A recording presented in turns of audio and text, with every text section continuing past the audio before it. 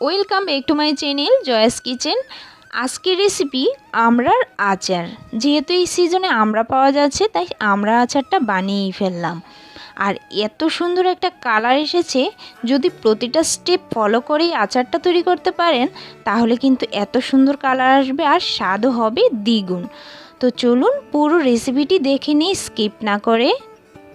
প্রথমে এই আচারটা তৈরির জন্য আমি এখানে আমড়া নিয়েছি, আর এখানে আমি 6টার মতো আমড়া নিয়েছি।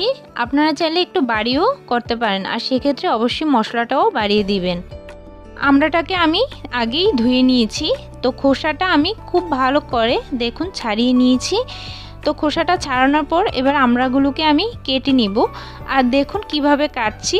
প্রথমে আমি মাছ বরাবর থেকে এভাবে একটু করে উঠিয়ে নিচ্ছি, আর কয়েকটা সাইডে এভাবে আমি উঠিয়ে নেব। ঠিক এরকমভাবে উঠিয়ে নিব 3টা সাইড থেকে। তো আপনারা চাইলে পুরো আমড়াটা আস্ত রেখেও কিন্তু করতে পারেন। তো আমি এরকম একটা ডিজাইন করে নিলাম। আপনারা যে কোনো ডিজাইন করে আমড়াটা আচার তৈরি করে নিতে পারেন। তো এবার আমি আমড়াটাকে একটা প্যানে দিয়ে দিলাম, আর এখানে আমি সামান্য একটু প্রথমে জল দিয়ে দিয়েছি, আর জলটা অবশ্যই দিতে হবে। আর দিয়ে দিয়েছি সামান্য একটু লবণ, সামান্য একটু হলুদের গুঁড়ো, আর দিয়ে দিচ্ছি সামান্য একটু লাল মরিচের গুঁড়ো। এবার খুব ভালো করে সবগুলো মশলা মিশিয়ে নিচ্ছি। আমড়াটা সিদ্ধ করার সাথে জল দেওয়ার একটাই কারণ আপনি যখন চিনি দিবেন তখন কিন্তু শুধু চিনি দিয়ে আমড়াটাকে সিদ্ধ করতে পারবেন না। কারণ সিদ্ধ করার সময় চিনিটা ভালো করে যখন গলে যাবে তখন কিন্তু পুড়ে যাবে, আর পুড়ে যাওয়ার সময় অবশ্যই একটু জল দিলে তখন আর ওই চিনিটা গলে আর পুড়ে যাবে না। তো দেখুন আমড়াটা ভালো করে সিদ্ধ হওয়ার জন্য অবশ্যই একটু সাথে জল দিয়ে দিবেন। এই ভুলটা কখনোই করবেন না, শুধু চিনি দিয়ে কখনোই সিদ্ধ করতে যাবেন না। এবার ভালো করে চিনিটাকে নেড়েচেড়ে মিশিয়ে নেওয়ার পর আমি ঢাকা দিয়ে আমড়াগুলোকে খুব ভালো করে সিদ্ধ করে নিব।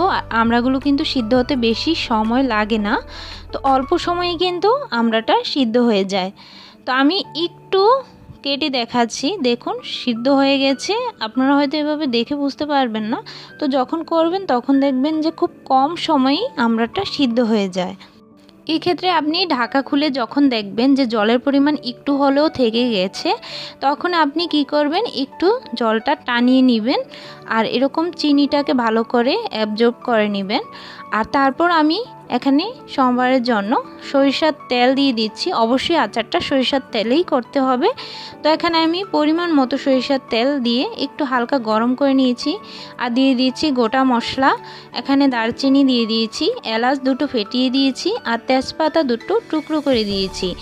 এবার সবগুলো নেড়ে চেড়ে আমি কিছুক্ষণ হালকা ভেজে নেব, একদম কালো করে ফেলবেন না। আর তারপর এখানে আমি চিলি ফ্লেক্স দিয়ে দিলাম। এখানে শুকনো মরিচ কয়েকটার মতো আমি খুব কুচি করে গুঁড়ো করে কেটে নিয়েছি। যখন একটু ফ্লেভার নাকে চলে আসবে তখন আমি এখানে রসুন দিয়ে দিয়েছি, আর এখানে আমি একটা রসুনকে অর্ধেক করে কেটে নিয়েছি। আপনারা চাইলে আরও কুচি করে কেটেও দিতে পারেন। তো এখানে আমি একটু ফ্লেভার আসা পর্যন্ত রসুনটাকে হালকা করে ভেজে নিব।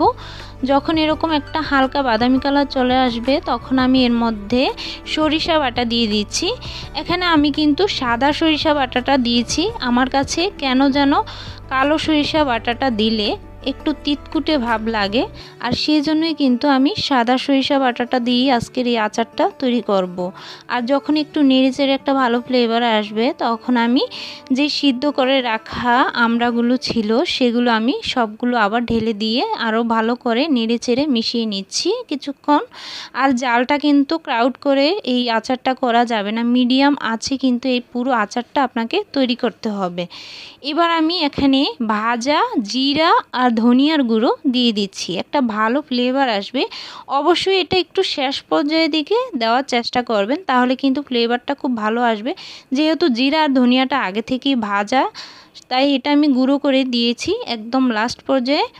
আরও ভালো করে নেড়ে চেড়ে কিছুক্ষণ আচারটাকে আমি ঘন করে নিব। আর দেখুন মিশ্রণটা কতটা ঘন হয়েছে। আর এরকম আপনারা চাইলে চিনিটা বাড়িয়ে দিয়েও কিন্তু আরেকটু বাড়িয়ে করতে পারেন আমড়ার আচারটা। তো আজকের এই রেসিপিটা সম্পূর্ণ দেখার জন্য অনেক অনেক ধন্যবাদ। যদি ভালো লাগে অবশ্যই শেয়ার করে দিবেন। আর চ্যানেলে যদি নতুন হয়ে থাকেন অবশ্যই চ্যানেলটি সাবস্ক্রাইব করে পাশে থাকবেন। তো আজকের মতো এ পর্যন্তই। ভিডিওর সাথে থাকার জন্য অনেক ধন্যবাদ।